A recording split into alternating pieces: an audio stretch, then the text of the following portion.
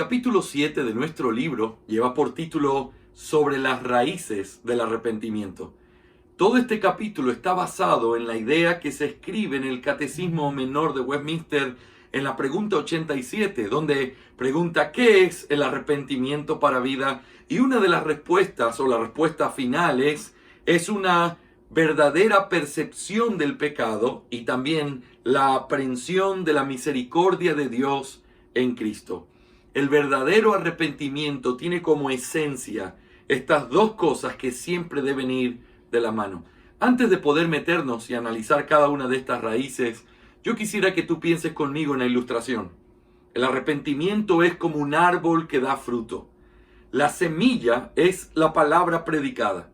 Cuando se tira la semilla, lo que hace la diferencia de si crece o no crece tiene que ver con el suelo. Y acabamos de ver en nuestro capítulo anterior que una de las cosas vitales para comprender es que el arrepentimiento es una gracia de Dios. Lo que hace la diferencia entre que un árbol crezca y un árbol no crezca es el suelo.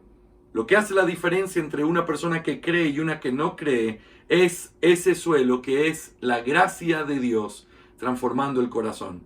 Cuando la semilla es dada y Dios transforma el corazón, entonces la semilla entra a esa tierra y comienza a estirar sus raíces para poder producir ese árbol y ese fruto. Ahora, es vital comprender este asunto porque eso es lo que nos explica qué es lo que debemos predicar, qué es lo que debemos enseñar y de qué forma debemos mostrarle a las personas que Dios demanda que se arrepientan. Así que, en primer lugar, pensemos en esta primera raíz o el hecho de una verdadera percepción del pecado. Hay un asunto vital en el arrepentimiento que es el hecho de ser consciente, darse cuenta, percibir la realidad de lo que somos en nuestra condición pecaminosa, y al percibirlo eso trae tristeza, remordimiento, dolor, porque somos conscientes de que lo que estamos viendo es la realidad de cómo Dios la ve y estamos de acuerdo con lo que Dios dice.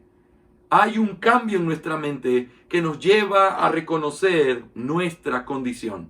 Ahora, quiero que recuerdes esto, y esto es parte de lo que se dice en el capítulo. En la palabra arrepentimiento que se usa en el Nuevo Testamento hay tres ideas o tres figuras que uno puede tomar de esa palabra. En primer lugar, arrepentimiento en la palabra principal tiene que ver con un cambio de mente. La segunda idea o figura es que arrepentimiento implica la idea de volverse del pecado.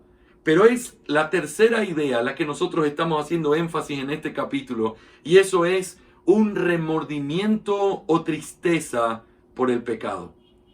El texto que se cita en este capítulo es 2 Corintios capítulo 7 versículo 9, en donde Pablo habla del arrepentimiento en este sentido. Él dice, y me gocé de que hayan sido entristecidos. Pero luego le explica, pero no solo por tener tristeza en sí mismo, sino porque esa tristeza es conforme a Dios y esa tristeza los lleva al arrepentimiento. Así que este arrepentimiento va conectado con el concepto de ser entristecido. Entristecido al reconocer la condición, al reconocer lo que somos, al reconocer nuestro pecado. Es por eso que nuestro bendito Señor, hablando de esto, dijo en algunas ocasiones, no he venido a llamar a justos, sino a pecadores al arrepentimiento. ¿Lo notas? La primera cosa esencial para poder ir y recibir ese regalo de gracia es reconocerte como un pecador. Al escuchar el mensaje, tú puedes decir, yo soy justo y no lo necesito.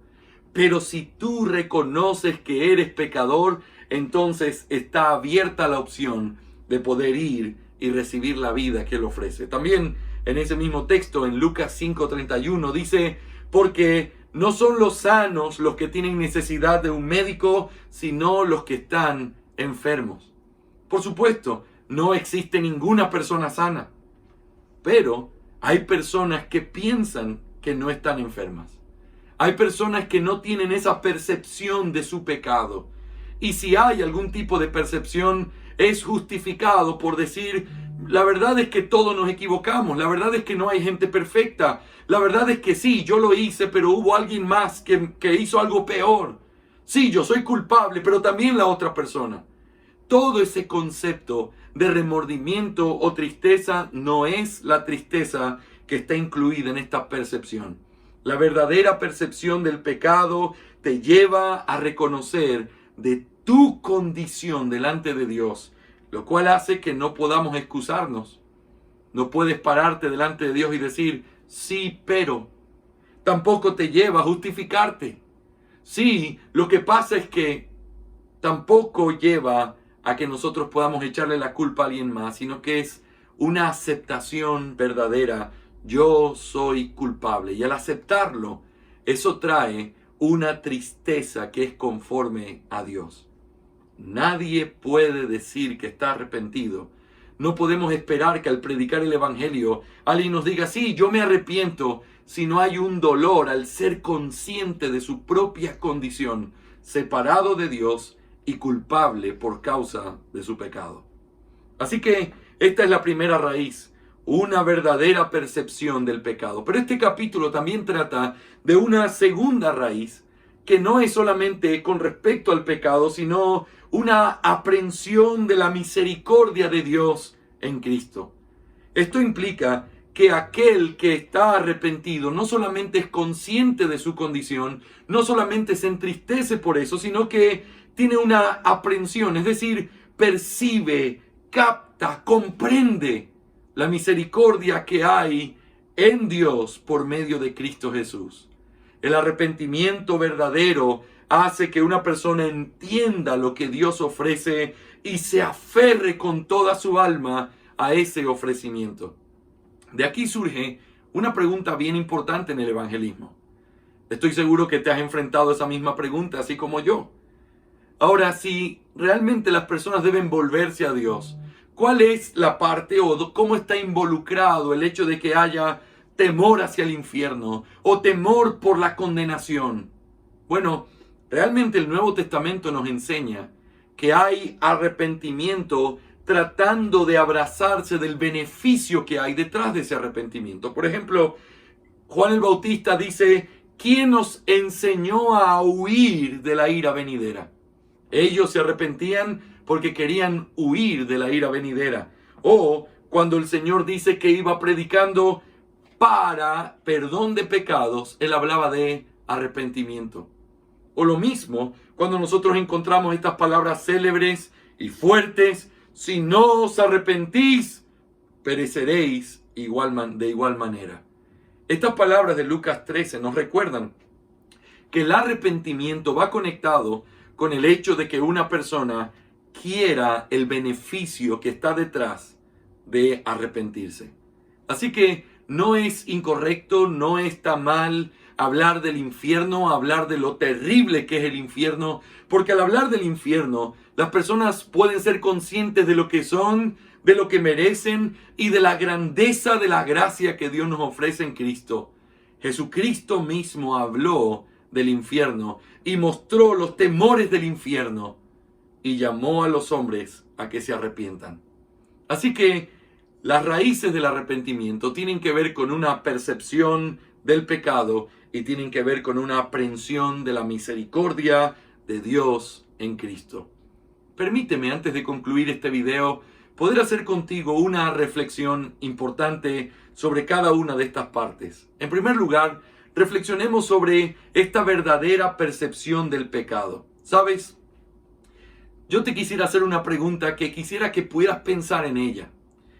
¿Cuál es la herramienta que Dios nos dio para que los pecadores puedan percibir su pecado? ¿Sabías que Dios estableció una herramienta que es vital? Una herramienta que la puso en nuestra mano para poder revelar el pecado. Esa herramienta es la ley. La ley fue dada para mostrar a los hombres su verdadera condición.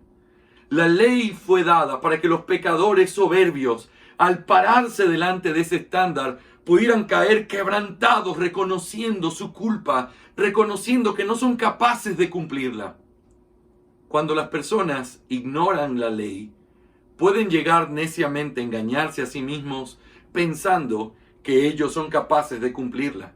Ese es el ejemplo muy conocido de este joven rico que se acerca al Señor. Creo yo que él no estaba mintiendo, él estaba autoengañado.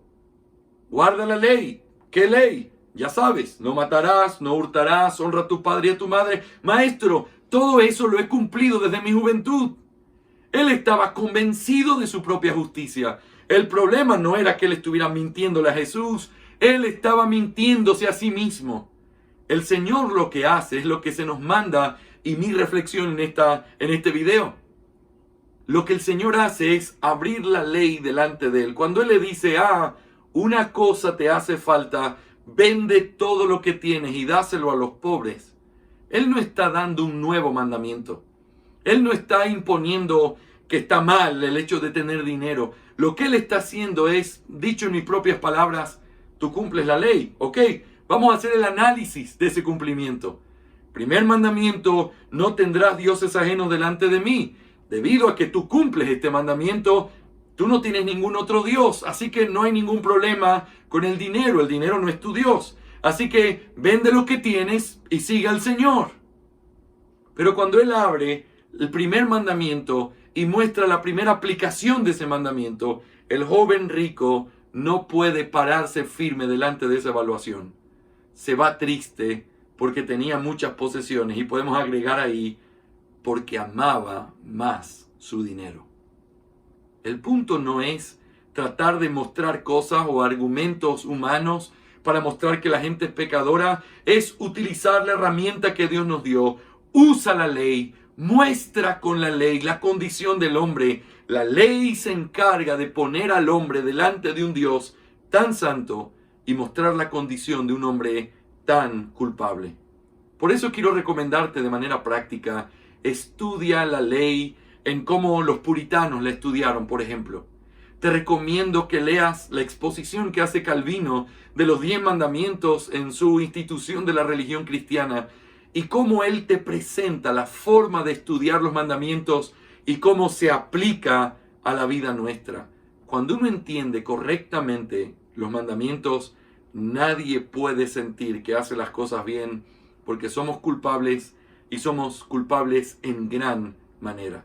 Te recomiendo también revisar el Catecismo Mayor y Menor de Westminster, y también revisar lo que tiene que ver con nuestro Catecismo Bautista, en donde se presenta una sección donde habla de la ley y te dice qué es lo que este mandamiento ordena, qué es lo que prohíbe, y eso te ayuda a pensar más profundamente en que la ley no es simplemente lo superficial que uno puede leer, sino que hay un espíritu detrás de esa ley que quebranta nuestro corazón y muestra nuestro pecado. Te recomiendo que para predicarle el evangelio a otros utilices la ley de Dios.